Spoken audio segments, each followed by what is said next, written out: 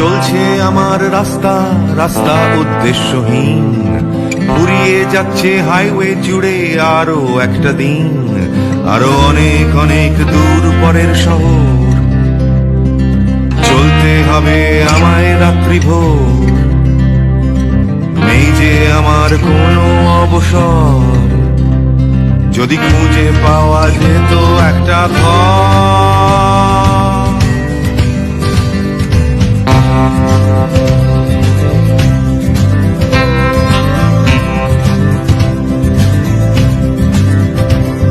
আমি বেরিয়ে পড়েছিলাম ফেলে হাজার পিছু টান, ছিল না গন্তব্য শুধু ছিল অনেক গান। সেই গানগুলো আজ গেছে কোথায় পড়ে আমার অজান্তেই রাস্তার ধারে। যদি খুঁজে পাওয়া যেত হঠাৎ করে, যদি খুঁজে পাওয়া যেত ঠিকানা, কেউ কোথাও আছে আমার জন্য অপেক্ষায়। এই মুহূর্তে আমি যে স্থানটাতে অবস্থান করতেছি এটা হচ্ছে বাস স্টপ। আর এই বাস স্টপের ঠিক নিচের এই স্থানটা এটা হচ্ছে হলো জাহিলি যুগের কবরস্থান।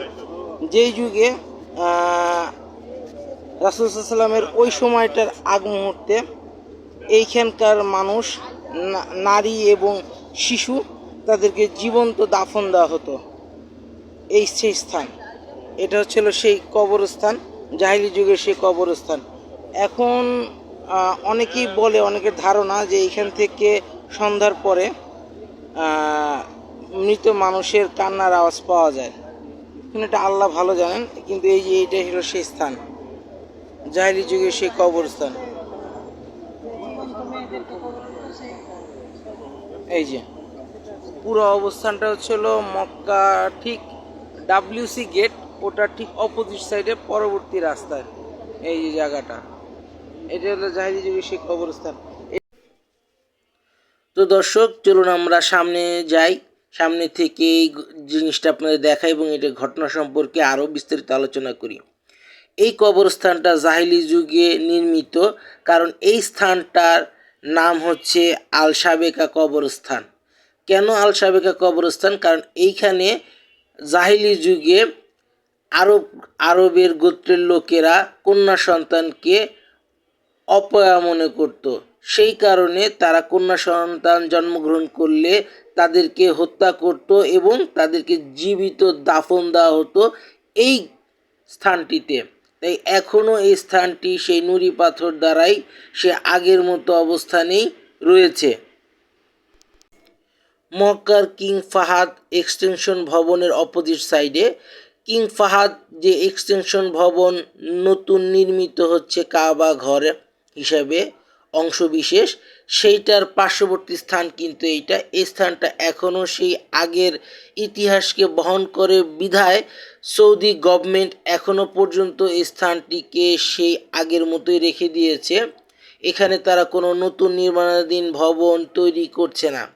তো এই কবরস্থানে শায়িত আছে অনেক কন্যা শিশু সন্তান। সে সাথে বলে রাখা ভালো দর্শক, এই স্থানে ইসলামের যুগের প্রথম মহিলা সাহাবী সুমাইয়া রাদিয়াল্লাহু আনহা তাআলাকে আবু জাহেল তার নেতৃত্বে অথবা আবু জাহেল নিজ হাতে বর্ষার আঘাতে লজ্জাস্থানে তাকে আঘাত করে হত্যা করে এবং শায়িত অবস্থায় তাকে এইখানেই দাফন করা হয় বলে আরবে কথিত আছে।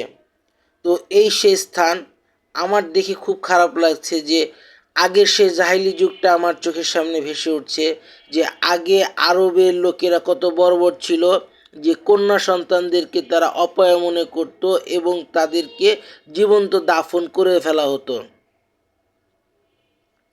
বলে রাখা ভালো দর্শক, ইসলামে রাসূল সাল্লাল্লাহু আলাইহি সাল্লামের আগমনের পর তার মাধ্যমে ওহী লাভের ফলে ওহীর মাধ্যমে তিনি সকল মানব জাতির কাছে জানালেন যে কোনো ব্যক্তির যদি ঘরে 2টি বা 3টি কন্যা সন্তান জন্মলাভ করে এবং সে তাদেরকে ভালোভাবে পরিচর্যা এবং লালন পালন করে তাহলে সেই ব্যক্তি অবশ্যই জান্নাতীদের অন্তর্ভুক্ত হবে। কতই না সৌভাগ্যবান সে ব্যক্তি যে তার কন্যা সন্তানকে লালন পালন করে এবং সুশিক্ষায় শিক্ষিত করে। তো আজকে এই স্থানটি আমি আপনাদের মাঝে তুলে ধরার চেষ্টা করলাম, জানি না কার কাছে কেমন লাগবে।